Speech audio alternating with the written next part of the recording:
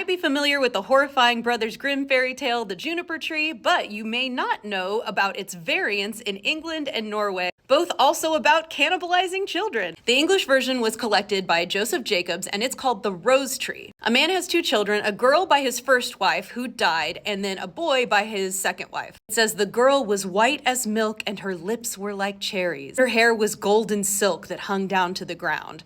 Her little brother loves her, but her stepmother hates her, presumably because of her beauty, but also because stepmothers in these stories just do that, presumably because of the idea of wanting to preserve the resources and love for your biological child and seeing the non-biological child as a threat to that. So the stepmother one day sends the girl to town to get some candles. The girl buys the candles, but then sets them down so she can climb a stile, which is like a thing to keep animals from getting over fences, and this dog runs off with the candles. She goes home, her stepmother's mad, and she gets sent back 2 more times. So 3 times of losing the candles to this dog that apparently really likes candles and coming home with nothing. So the stepmom pretends not to be angry and says, "Child, why don't you lay your head in my lap and let me comb your hair?" It does apparently hang to the ground, so that's some long hair and also probably cumbersome if you live on a farm, but beside the point. So the stepmom's like, "I can't really part your hair with your head on my knees, so I need you to go get a piece of wood and put your head on that."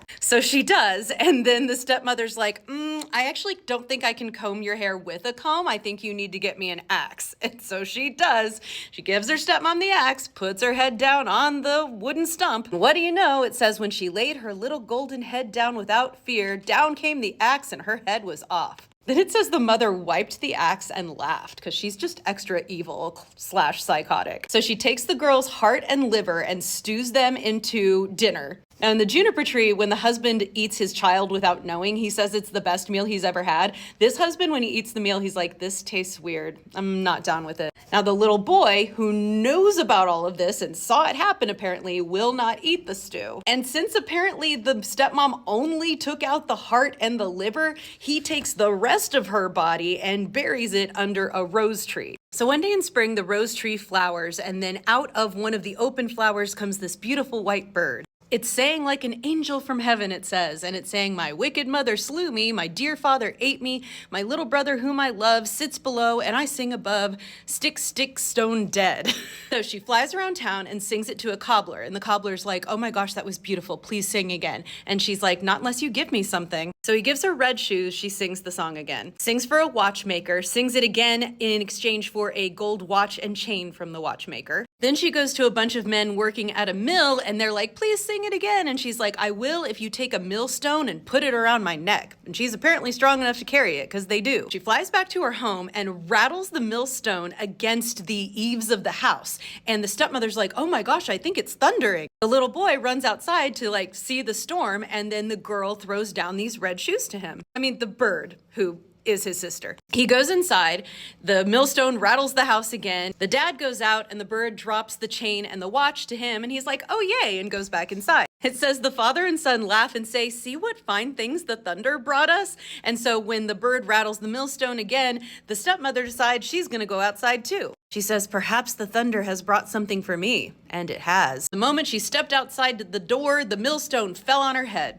and she died. Again, if you're familiar with the Grimm brothers' Juniper Tree, this exact same thing happens, but then the bird who was a killed little boy comes back to life, and they live happily ever after. Not in the British version. In the Rose Tree, that's just the end. She just dies, and that's justice, and that's the best you're gonna get. Now, Buttercup, which is a Norwegian story, starts with this little boy who is called Buttercup, or sometimes Butterball. The Norwegian word is smerbuk, which literally means buck. Anyway, the reason he is called these things is because he's so plump and fat because he is fond of good things. Same dude. He also has a dog named Goldtooth, and one day the dog is barking while his mom's working in the kitchen, and he looks outside and he's like, "Oh my God, there's a witch." Now this witch is extra horrifying because she is carrying her head under her arm, and she has this big sack on her back. So Buttercup's mother is like, "Jump under the kneading trough and hide," because they just know this woman wants him. So the hag comes in and she's like, "Where's your son?" And she's like, "I don't know." And she's like, "Oh, too bad. I had this nice silver knife I was gonna give him." Well, that gets Buttercup to come right out of hiding, and he says, "Pip, pip, here I am." And he's like, "I want the knife." And she's like, "Well, you're gonna have to look in my bag." And so he does, and he gets like sucked inside. So she walks off with him, and apparently the mom can't do anything. But he tricks her on the way there to her house where she's taking him to eat him. For some reason, she asks him how far off it is to snoring, and he says half a mile. And so she's like, oh, I need to take a break then. So she sits down to take a break. He cuts a hole in the sack with a knife and puts a bit of root from a fir tree in, and apparently it's not gonna fall out the hole, and it makes her think that he's still in there. She goes all the way home thinking he's still in the sack, and he goes home to his mom. But the next day, she comes back again. This time she gets him to come out of hiding with a silver spoon. He does the same trick again. Third time she comes back and it's a silver bowl. So the third time when she gets him in a sack, she doesn't fall for it. She walks all the way home without stopping, and he's at her house. Now apparently she walked all night, because when she reaches the house, it's Sunday morning and she has a daughter. She gives Buttercup to her daughter and says, all right, kill him, boil him nicely until I come back. I'm off to church and I'm bringing guests for dinner. So the witch and her husband go to church.